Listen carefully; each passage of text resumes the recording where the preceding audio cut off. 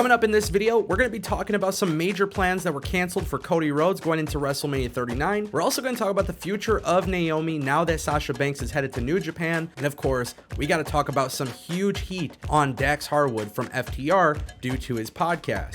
Fightful Select has reported that before WWE's regime change, there were pitches for Cody Rhodes versus John Cena at WrestleMania. It's no secret that when WWE brought back Cody Rhodes, WWE had some massive plans for the guy. It's always been said that Cody Rhodes was expected to be a top star in the company with or without championship gold, and obviously a match against John Cena would be the perfect way to showcase to your audience that Cody Rhodes is absolutely a top star. If you watch this channel on a daily basis, then you might remember the report that I spoke about with Triple H possibly putting Cody Rhodes as a backup plan for The Rock if he's not able to make it to WrestleMania 39. And with John Cena being rumored to face Logan Paul at WrestleMania 39, you really have to wonder, what will WWE actually do with Cody Rhodes at the grandest stage of them all? I genuinely believe that Cody Rhodes has been excellent since his return to the WWE, and despite the injury, I feel like Cody Rhodes can come back to the WWE and literally do any sort of storyline, and it's just going to be treated as a big deal. The reason for this is because of the way he was treated in AEW, and when he came to WWE, he continued to bring some of that swagger with him. And I feel like that right there was a big recipe for his overall success. His promos, his emotions, and of course his storytelling is something that's going to catapult him into a very big future with WWE. So whether or not he's fighting for the Universal Championship, the WWE Championship, or literally fighting Seth Rollins for the 4th time, I don't think it necessarily matters at this point, because everything Cody Rhodes does on television translates to being a big deal. If I was in charge of booking WWE WrestleMania 39, then I would move forward by putting Cody Rhodes in the championship match. It's really important that WWE splits up those World Championship belts, and it's obviously a very big need for WWE Raw to have its very own champion. By having Cody Rhodes win the championship and bringing the title to WWE Raw, I think there are a ton of talent that can definitely benefit from those big time feuds.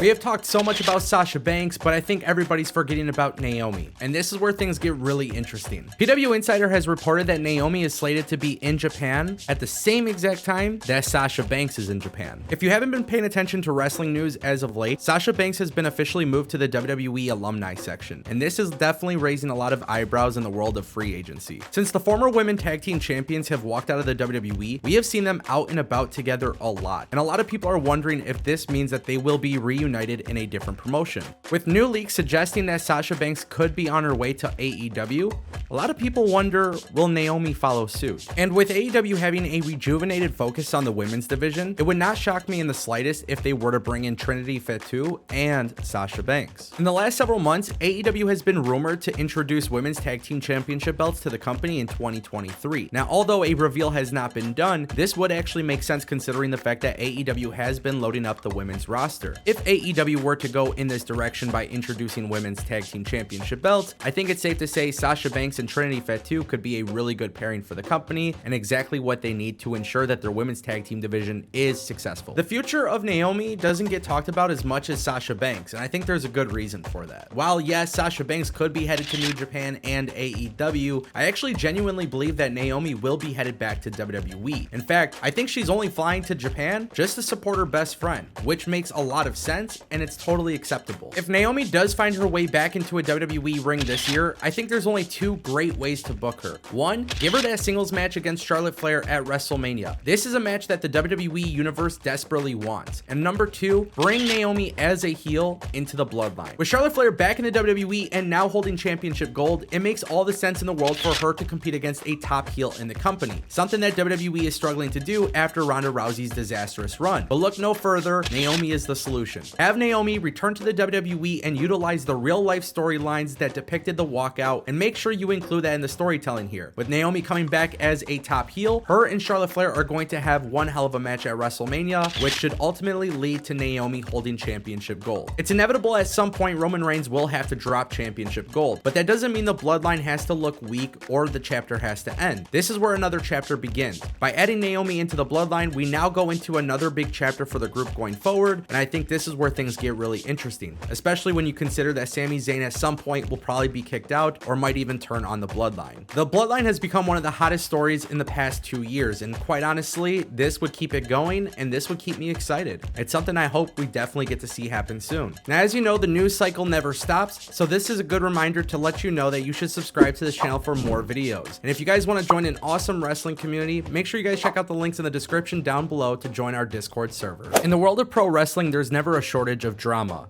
And this is where things get very interesting with Dax Harwood of FTR. FTR with Dax Harwood episode 1 has already received over 57,000 plus views in the first 4 days of being uploaded. However, it appears tons of talent backstage in AEW are actually upset with the words being spoken in this episode. This episode was heavily centralized around CM Punk, which makes sense. FTR is a good friend of CM Punk, and there's been a lot of drama and a lot of things being said about CM Punk online that don't sound accurate in the eyes and ears of Dax Harwood. Now, if you follow the channel on a daily basis, at one point I did mention that it would be very interesting if FTR and CM Punk were to return to take on the Elite. Now, if this were to actually come into fruition, these reports coming from Brian Alvarez and Dave Meltzer could definitely help get us there, which definitely makes things very interesting. Are people backstage really upset about the comments being made by Dax Harwood, or is this just another story that's floating around on the internet with a huge narrative? FTR teaming up with CM Punk against the Elite could be a massive storyline, but at the end of the day, when stories like this are being published, it really makes you think what is real and what is not. Are the lines being blurred? And if the lines aren't being blurred, then what the hell is actually happening backstage in AEW to make everybody feel some type of way? Sometimes I fear people just fall in love with the drama associated with the backstage stuff happening in AEW versus the actual product. And if that's the case, that's a major issue. I'm very comfortable with saying that FTR is one of the best tag teams in wrestling today, and therefore, if this podcast were to actually result in some backstage heat that could impact the booking of FTR, then I think that's a whole different issue. I feel like AEW has been doing a really good job of building momentum in the last few weeks, and now that they're actually going into this new era with new presentation, I'm really hoping that trend continues. But it does absolutely bother me when I see tons of stories about people being unhappy and tons of people having issues backstage, because I feel like that is definitely putting AEW in the wrong direction. Obviously, it's pro wrestling, and pro wrestling is not immune to backstage issues, but it is 2023. You guys are one team. Try to figure it out. If you watched WWE Raw last night, you may have missed this, but this is absolutely huge. During a backstage segment with Damage Control making their way to the ring, we saw a little glimpse into the future, and it looks like it could be the official reunion of the Hurt Business 2.0. I absolutely love the fact that WWE is doing these little Easter eggs in the backstage segments. Honestly, it gets me really intrigued for the future of the storylines, and I continue to stay intrigued on a week-to-week basis. But one thing that got me thinking here, and this is just a theory, what if Adam Pearce is trying to reunite the Hurt Business so they could take on the Bloodline? After all, the Bloodline is causing havoc all over WWE Raw and SmackDown.